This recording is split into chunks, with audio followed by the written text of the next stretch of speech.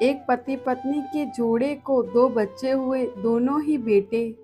माँ बाप ने इन दोनों ही बच्चों को खूब प्यार से पाला पोसा, पढ़ाया लिखाया, बड़ा किया और इस काबिल बनाया कि यह अच्छी नौकरी कर सके, समाज में अच्छा मुकाम हासिल कर सके। अपने बच्चों के लिए दिन रात कड़ी मेहनत करके एक बंगले जैसा 2 मंजिला घर बना कर दिया, ताकि दोनों बेटे शादी के बाद भी एक ही घर में साथ लेकिन अलग अलग कमरों में रह सके, ताकि आगे चलकर कभी बंटवारे का विचार न आए और इनमें लड़ाई झगड़ा ना हो। दोनों बेटों को अच्छी नौकरी लग गई, दोनों की ही शादी हो गई। बड़ा बेटा जो घर के पहले माले पर रहता था, उसको एक बच्चा भी हुआ। पोते का मुंह देखकर दादा दादी बहुत खुश हुए। सब ठीक चल रहा था, लेकिन थोड़े ही दिनों बाद बूढ़े पिता की मौत हो गई। जब तक पति जिंदा था, दोनों बेटे और बहू माँ का सम्मान किया करते थे।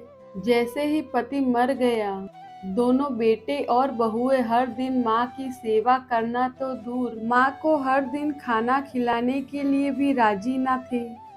दोनों बेटे और बहुओं ने मीटिंग की और तय किया कि माँ को खाना खिलाने की जिम्मेदारी बांट ली जाए, यानी कि 15 दिन बड़ा बेटा और 15 दिन छोटा बेटा माँ के खाने की जिम्मेदारी लेगा। जिन बेटों के बिना दिन रात देखे भूख ना होते हुए भी और मनचाहा खाना खिलाने के लिए जो माँ तैयार रहती थी, अब उसी माँ को बेटों के यहाँ पर दिन के हिसाब से खाना दिया जाता था। माँ का दिल भी बड़ा था। माँ को इस बात की खुशी थी कि वह जैसे भी हो अपने बेटों के साथ रह रही है, और इसी खुशी के कारण बेटों के द्वारा दी गई रूखी सूखी भी उसे किसी पकवान से कम ना लगती। लेकिन दुर्भाग्य की बात तो तब हो जाती जब किसी महीने में 31 दिन आ जाते और उस एक दिन माँ को भूखा ही रहना पड़ता।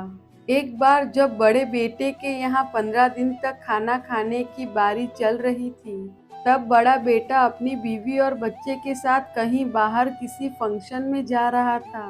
बड़ी बहू ने माँ से कहा, माँ जी खाना नहीं बनाया है, हम बाहर जा रहे हैं, वहीं खाएंगे, आप अपने लिए कुछ पका लेना और खा लेना।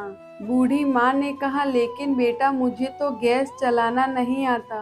बहू ने कहा, तो फिर ऐसा कीजिए कि पास वाले मंदिर में भंडारा लगता है, आप वहीं पर जाकर खा लीजिए, तो आपको गैस लगाने की जरूरत ही नहीं पड़ेगी। पास में ही खड़ा बेटा और पोता यह सब सुन रहे थे, लेकिन कोई कुछ ना बोला। बूढ़ी माँ को भूखा ही छोड़ बेटा और बहू फंक्शन में निकल गए। माँ को थोड़ा दुख तो हुआ, लेकिन फिर अपने आप को यह सोचकर मना लिया, ठीक ही तो है, कभी कभी बहू को भी घर के काम से आराम मिलना चाहिए, और भगवान का भंडारा खाने का सौभाग्य किस्मत वालों को ही मिलता है। माँ खुशी खुशी मंदिर में जाकर भंडारा खा आई। कुछ दिन ऐसे ही बीत गए। एक दिन बड़े बेटे को छुट्टी थी।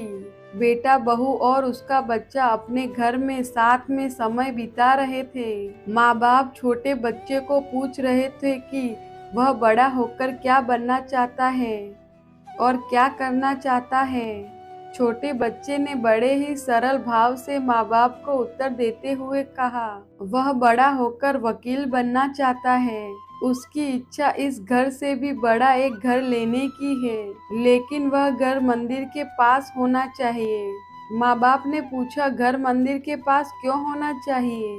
तब बच्चा माँ बाप से कहता है, घर के पास मंदिर इसलिए होना चाहिए ताकि जब मैं बड़ा होकर किसी फंक्शन में बाहर जाऊं तो आप दोनों को ज्यादा तकलीफ ना हो। मंदिर नजीक रहेगा तो आपको ज्यादा दूर जाकर भंडारा नहीं खाना पड़ेगा। मासूम बच्चे का ऐसा जवाब सुनकर दोनों के पैरों के तले से जमीन खिसक गई। उन्हें अपनी गलतियों का एहसास अब जाकर हुआ था, जो उनके 5 साल के बेटे ने पहले ही कर दिया था। दुनिया के हर माँ बाप यह सोचकर अपने बच्चों को बड़ा करते हैं कि वह उनकी बुढ़ापे की लाठी बनेगा, ना कि वह लाठी बनकर उनकी ही पीठ पर बरसेंगे। कर्म का चक्र निरंतर घूमता रहता है।